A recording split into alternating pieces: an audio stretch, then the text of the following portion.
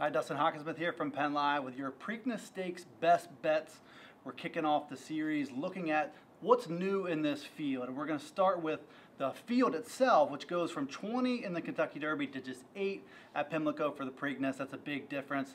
The distance, 1.25 miles at the Derby, 1 3/16 miles at the Preakness, so not a big difference there. One of the big things to weigh and sort out, 4 horses returned from the Derby, 4 are new shooters in this race. So how you weigh the Derby experience versus being a little bit fresher is one of the things you have to consider when you're doing your betting strategy.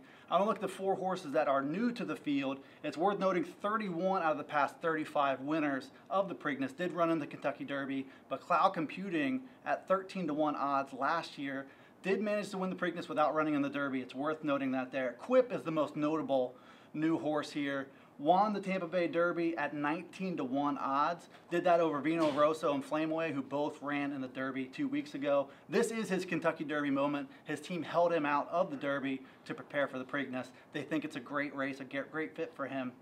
Diamond King at 30-to-1.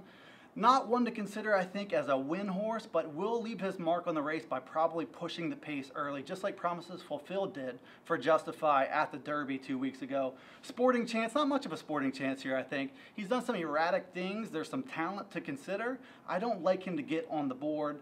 He opens at 30-to-1 as well. And then Tenfold, 3 career races, pretty new, has not run on a wet track, which is probable to happen at Pimlico this weekend. So that is another issue worth considering. An inexperienced horse at 25-to-1. There is some talent, something to consider. And I think in this race where you have 2 horses, Good Magic and Justify, as your by far and away your heavy favorites, you're going to want to bet a long shot or two. Tenfold is one to consider. Quip will probably come down from 12-to-1 odds, so not a true long shot there. But these new horses, I think one will hit the board. It's up to you which one to pick. I'm Dustin Hockensmith with your Preakness Stakes best bets.